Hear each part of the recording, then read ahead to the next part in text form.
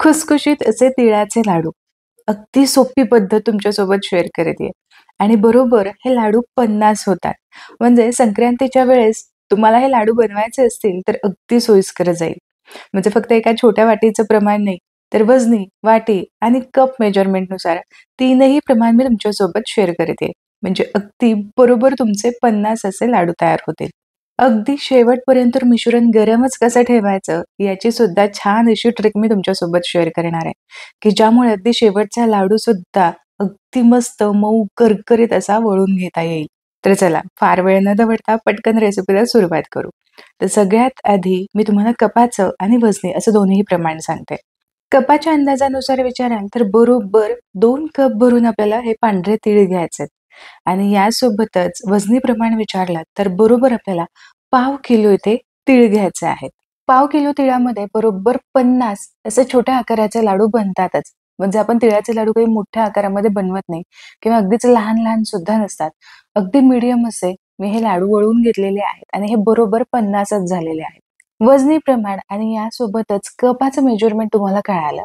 आता रेग्युलर घरातली वाटी असते त्या वाटीच्या अंदाजानुसार बरोबर 3 वाट्या भरून तुम्हाला हे तीळ घ्यायचे. तर सगळ्यात आधी इथे मी गॅसची फ्लेम चालू केलेली आहे.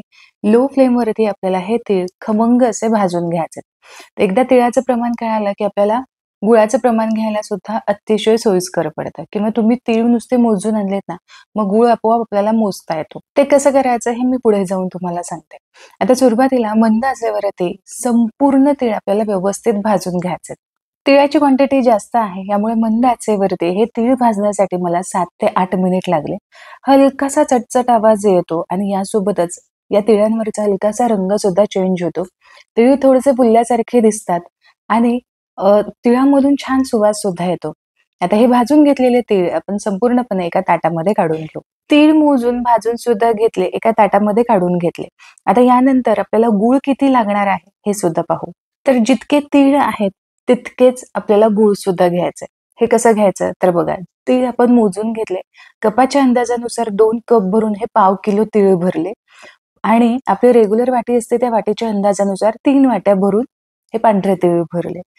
या वाटीच्या अंदाजानुसार, या कपाच्या अंदाजानुसारच आपल्याला इथे गूळ घ्यायचा आहे आणि त्या गुळाचं वजनी प्रमाण विचाराल तर बरोबर 350 ग्रॅम आपल्याला गूळ घ्यायचा आहे. तर अशी वाटी आपल्या घरामध्ये असतेच. या वाटीच्या अंदाजानुसार तुम्ही हे मेजरमेंट घेऊ शकता. आता गुळाचा सुद्धा अंदाज तुमच्या लक्षात आला. आता एक नॉनस्टिकची कढई घ्यायची किंवा हार्ड एनोडाइजची तुम्ही कढई घेऊ शकता, की ज्याच्या तळाला खूप असं मिश्रण हे चिकटणार नाही आणि यासोबतच कढईचा जो तळ आहे तो थोडासा जाड असायला हवा. आता अगदी अर्धा चमचा तूप मी यामध्ये घातलं आणि चिरून घेतलेला गूळ यामध्ये घालायचा आहे. इथे गूळ आपल्याला चिक्कीचा वापरायचा नाही. रेग्युलर आपण जो पुरणपोळीसाठी गूळ वापरतो तोच इथे मी घेतलेला आहे. गूळ चांगला मेल्ट व्हायला हवा म्हणून यामध्ये मी अर्धा कप भरून पाणी घातलं. वाटीचं मेजरमेंट घेतलं असेल तर त्यानुसार पाऊण वाटी भरून तुम्हाला यामध्ये पाणी घालायचंय. आता सगळ्यात आधी मध्यम ते हाय आचेवरती आपण गूळ विरघळून घेऊ आणि गुळाला एक उकळी आणू. तर हे बघा अगदी काही सेकंदामध्येच गूळ संपूर्णपणे विरघळला गेला आणि यासोबतच या पाकाला उकळी सुद्धा यायला सुरुवात झालेली आहे. आता उकळी आल्यानंतर बरोबर 5 मिनिटांसाठी हा पाक आपल्याला छान शिजवून घ्यायचा आहे. तुम्हाला अगदी टायमिंगनुसार पाक कितपर्यंत शिजवायचा आहे हे सुद्धा मी सांगणार आहे. म्हणजे कुठेच तुमचे जे लाडू आहेत ते मऊ होणार नाही किंवा अगदीच कठीण सुद्धा होणार नाही. सगळं अगदी परफेक्ट आहे. त्यामुळे बिनधास्त तुम्ही या पद्धतीने लाडू बनवू शकता. बरोबर 5 मिनिट झालेले आहेत. 5 मिनिटानंतर इथे पाक मी चेक केला तर तो अजिबात असा एकसारखा गोळा होत नाही. पाण्यामध्ये पसरला जातोय. तर आणखीन 5 मिनिटांसाठी हा पाक मी पुन्हा चांगला शिजवून घेणार आहे. आता सुरुवातीपासून ते आत्तापर्यंत पाक मी 10 मिनिटांसाठी शिजवून घेतला. आता इथे पाक आपण पुन्हा चेक करून पाहू. तर पाण्यामध्ये पाक असा ओतून घेतला, पण असा हा जुळल्यानंतर हातामध्ये अजिबात येत नाही आणि असा तो चिकट सुद्धा वाटतोय. तर अशा पाकाचे लाडू केले तर ते थोडेसे बसके होऊ शकतात आणि मऊ पडू शकतात. महिना 2 महिने हे असे लाडू अजिबात टिकत नाहीत. म्हणूनच आणखीन 2 मिनिटांसाठी पुन्हा हा पाक शिजवून घेऊ. तर बरोबर आणखीन 2 मिनिटांसाठी इथे मी पाक शिजवून घेतला. आता पाक मला असा व्यवस्थित वाटतोय. असा पूर्ण पाक असा पाण्यामध्ये जुळून येतोय. हातामध्ये घेता येतोय आणि यासोबतच याची छान गोळी सुद्धा होतीये. जर तुम्ही यापेक्षा पाक जास्त शिजवला आणि असा पाक ताटामध्ये घातल्यानंतर टणकन आवाज येईल इतपत तुम्ही शिजवला तर याचे लाडू कडक होतात, खाता खाता येत नाहीत. यासोबतच पाक थोडासा मऊसूत ठेवला. असे लाडू सुरुवातीला थोडेसे मऊसूत वाटतात, पण एक 2 ते 3 तासानंतर हे छान खुसखुशीत होतात. फक्त एक लक्षात घ्या, की लो फ्लेमवरती मी एकूण 12 ते 13 मिनिटांसाठी हा पाकाला उकळी आल्यानंतर शिजवून घेतलेला आहे आणि यासोबतच याची छान गोळी तयार व्हायला हवी. हातामध्ये याचा बॉल व्हायला हवा, इतपत हे शिजवून घेतलंय आणि यासोबतच तो पाक मऊसुद्धा असायला हवा. तर भाजून घेतलेले संपूर्ण तीळ मी यामध्ये घातलेले आहेत आणि गॅसची फ्लेम अर्थातच इथे मी बंद केलेली आहे. संपूर्ण तीळ यामध्ये घातले, की लगेचच हे या पाकामध्ये मिक्स करून घ्यायचे. तर इथे मी फक्त तीळ घातलेले आहेत, पण जर तुम्हाला आवडत असेल तर तुम्ही इथे चांगले खरपूस भाजलेल्या शेंगदाण्याच्या पाकळ्या सुद्धा यामध्ये घालू शकतात.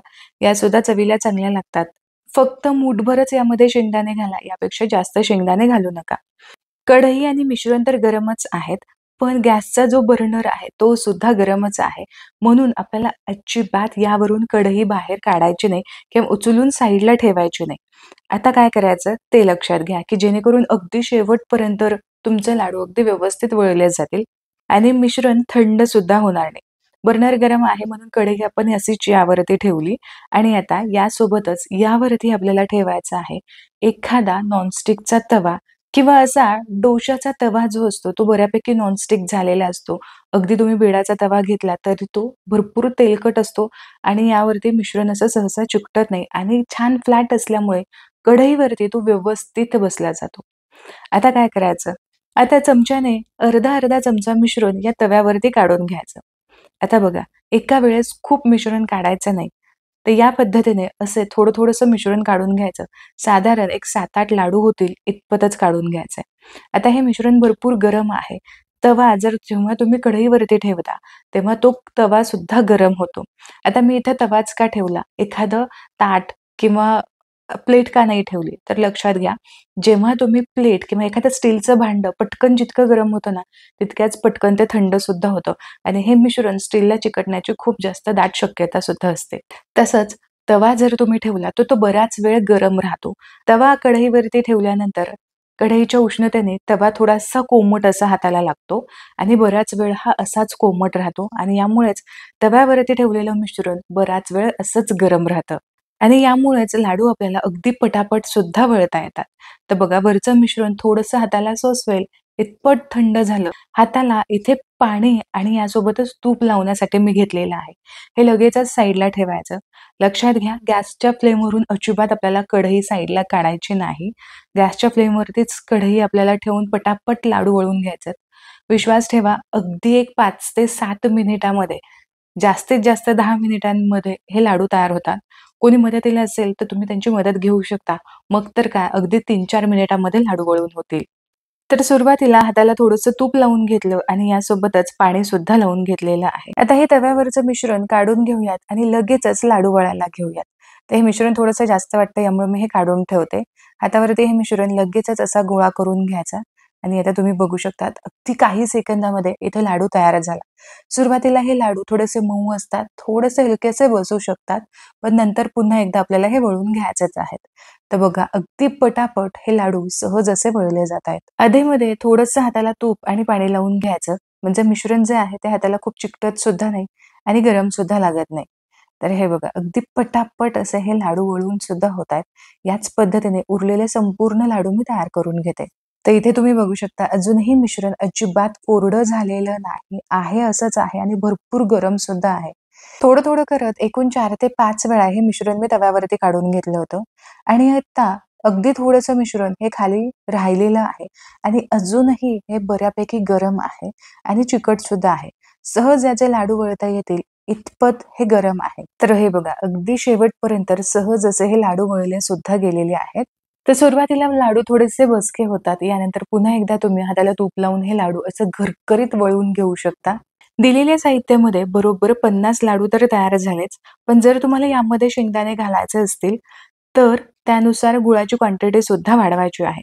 किंवा तुम्हाला जर पाव किलो ऐवजी 200 ग्रॅमच इथे तीळ घ्यायचे असतील, तर 50 ग्रॅम तुम्ही इथे शेंगदाणे घेऊ शकता.